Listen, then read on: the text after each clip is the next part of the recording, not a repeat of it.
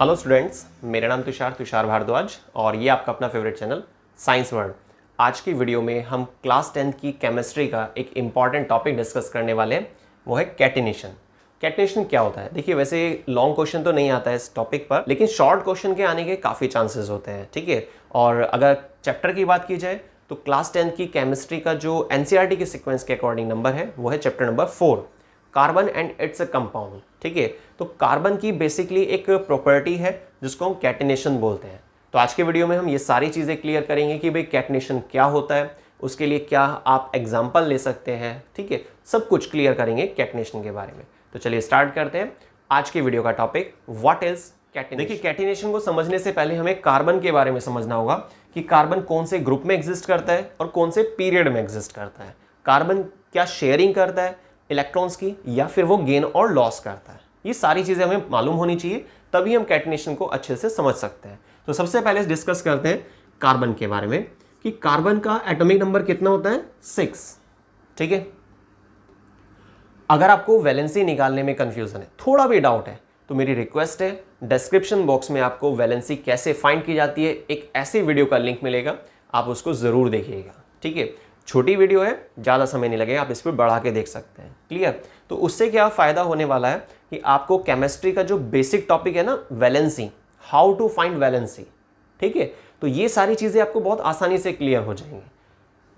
चलिए, बाकी मैं शॉर्ट में आपको यहाँ पर भी समझा देता हूँ। कार्बन का एटॉमिक नंबर कितना होता है, 6 होता है। अगर आप इलेक्ट्रॉनिक कन्फिग्रेशन करते हैं तो 2,4।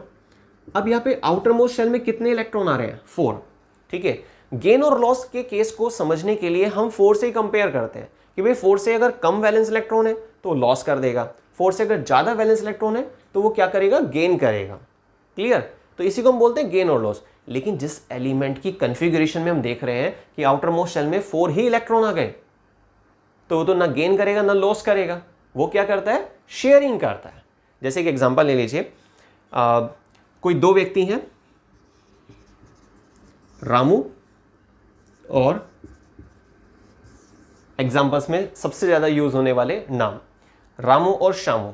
ठीक है, ये दो कोई व्यक्ति हैं, इनको क्या है ना कि कोई एक कंपनी स्टार्ट करनी है, कोई कंपनी स्टार्ट करनी है, मान लेते हैं RS। ठीक है, बिस्किट बनाने की कोई कंपनी है, RS टॉप ब्रांड बिस्किट मानकर चलते हैं। ठीक है, अब ये जो कंपनी स्टार्ट करना चाह रहे हैं ना, इसके लिए 20 रुपीज़ की ज़रूरत है। ऐसी कोई कंपनी पॉसिबल नहीं है, पर लेकिन समझने के लिए तो 20 रुपये में RS टॉप ब्रांड के बिस्किट बनाना चाह रहे थे, ये एक कंपनी स्टार्ट करना चाह रहे थे। लेकिन इन दोनों ही व्यक्तियों के पास 10-10 रुपये हैं। कितने हैं, 10-10 रुपये हैं। तो आप एक बात सोचिए, ये तो ऐसी लड़ाई हो जाएगी, ये बोलेगा तू मेरे को दे दे और शामू बोलेगा नहीं भाई रामू तू मेरे को दे दे, है ना। लेकिन ऐसा नहीं है, यहां पर इन्हें क्या करना होगा, शेयरिंग करनी होगी। क्या करना होगा, शेयरिंग। ठीक है, तो शेयरिंग में क्या होता है ना कि अब इस कंपनी के लिए, जो कंपनी स्टार्ट होने वाली है, 20 रुपए में जो बिस्किट की कंपनी स्टार्ट होने वाली है, तो उसके लिए एक ऑनर नहीं है, यहां पर 2 है, पार्टनरशिप में काम करेंगे, फायदा नुकसान जो भी होगा 50-50% के हिसाब से। ठीक है, तो इसको क्या बोल रहे हैं, शेयरिंग। अब एलिमेंट, कौन से ऐसे एलिमेंट है जो शेयरिंग करते हैं, उनमें से एक एग्जांपल जो आपके सामने है वो है कार्बन। ठीक है, जैसे कि और भी आप ले सकते हैं, Cl2, N2, H2, S2,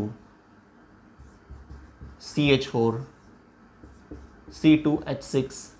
ये जितने भी कंपाउंड मॉलिक्यूल्स हमने लिखे हैं ना, आप नोटिस करना, ये सभी क्या है, नॉन मेटल्स हैं।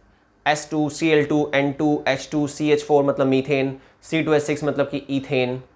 अब ये नाम कैसे रखा जाता है वो भी हम समझेंगे, IUPAC पर एक सेपरेट वीडियो बनाई जाएगी और उसमें हम क्लियर करेंगे कि भाई IUPAC मतलब international union of pure and applied chemistry, कि कैसे हम किसी कार्बन कंपाउंड का नाम सजेस्ट कर सकते हैं, गेस कर सकते हैं कि भाई क्या नाम होना चाहिए इसका। ठीक है, तो वो सारी चीज़ें खैर सेपरेट समझेंगे। फिलहाल आपको ध्यान से देखना है कि जितने भी ये नाम लिखे गए हैं, जितने भी कंपाउंड मॉलिक्यूल मैंने आपको बताए हैं, इन सभी में क्या हो रहा है, शेयरिंग हो रही है। तो शेयरिंग करने वाले कुछ एलिमेंट्स होते हैं, और आपको याद रखना है कि कोवैलेंट कंपाउंड, कौन से कंपाउंड होते हैं जिसमें शेयरिंग देखी जाती है, कोवैलेंट कंपाउंड। कंपाउंड की 2 तरह की कैटेगरी होती है, एक तो आयनिक कंपाउंड होते हैं और एक होते हैं कोवैलेंट कंपाउंड। तो कोवैलेंट कंपाउंड में हमेशा शेयरिंग चलती है और कार्बन के जितने भी कंपाउंड्स हैं उन सभी में क्या चलता है, शेयरिंग चलती है।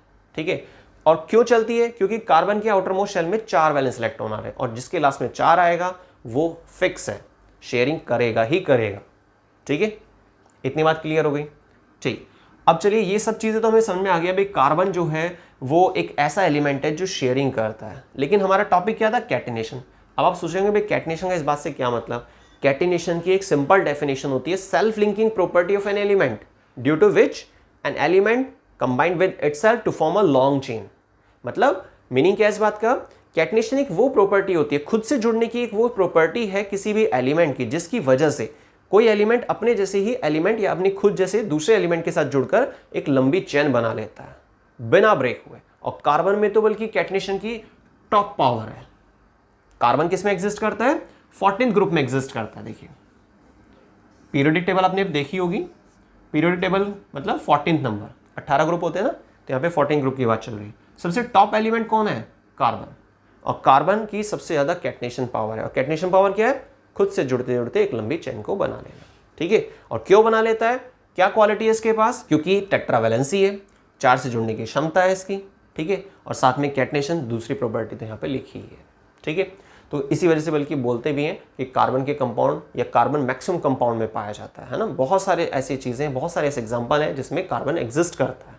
अभी बल्कि हमने लास्ट वीडियो में आपको समझाया भी था कि वाई कार्बन कंपाउंड एग्जिस्ट मोर इन नंबर, जो वीडियो हालांकि इस वीडियो से काफ़ी हद तक कनेक्ट भी है। ठीक है, तो आई थिंक आपको कैटिनेशन क्या होता है ये चीज़ क्लियर हो गई होगी। अब एक छोटा सा एग्जांपल और ले लेते हैं, क्योंकि मैंने आपको एग्जांपल के लिए बोला था। सोडियम स्टीरेट और सोडियम पाल्मेटेट। देखिए इसमें फॉर्मूला क्या होता है ना, C15, मैं लिख देता हूं यहां पर, C15 H31 COONA। ये 2 फार्मूले आपको याद रखने होंगे, ये सोप के एग्जांपल है वैसे। C17 H35। ठीक है, देखिए डबल से जस्ट एक फालतू है ना, 15 टू जा 30 + 1 मतलब 31। ऐसे 17 के लिए है COONA। CONA तो दोनों में है, बल्कि सोप का जनरल फार्मूला जो होता है ना, जिसको हम क्या बोलते हैं, RCOONA। तो जनरल फार्मूले में CONA तो चलता ही है। R जो है वो साइड चेन होती है, वो अलग अलग हो जाती है। खैर उसको देखेंगे या फिर कभी अलग, सोप का जनरल फार्मूला क्या होता है, सोप कैसे बनाई जा सकती हैं, ये सब चीज़ें।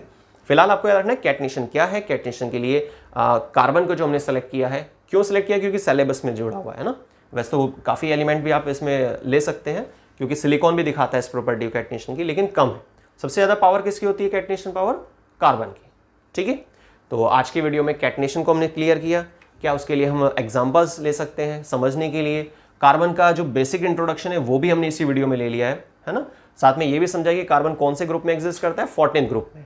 कैसे पता चलता है, लास्ट में 4 आ रहा है तो +10 कर दीजिए। ठीक है, 14। और कौन से पीरियड में एग्जिस्ट करता है, 2nd पीरियड में एग्जिस्ट करता है। ठीक है, क्योंकि यहाँ पर कितनी शेल इस्तेमाल हो रही है, 2 शेल इस्तेमाल हो रही है, इसीलिए। तो आज के वीडियो में बस इतना ही। वीडियो को स्टार्टिंग से लास्ट तक देखने के लिए बहुत बहुत धन्यवाद। जुड़े रहिए साइंस वर्ड चैनल से और इसी तरह से सपोर्ट करते रहिए। वीडियो अगर पसंद आती है तो उसको लाइक शेयर करना मत भूलिएगा। और अगर आप हमारे चैनल पर नए हैं तो प्लीज़ चैनल को सब्सक्राइब कीजिए। रीज़न सिंपल है, इसी तरह की डिटेल वीडियो हर एक टॉपिक पर आपको साइंस वर्ड चैनल पर मिलते रहती हैं। चलिए मिलते हैं अब नेक्स्ट वीडियो में एक नए टॉपिक के साथ। धन्यवाद।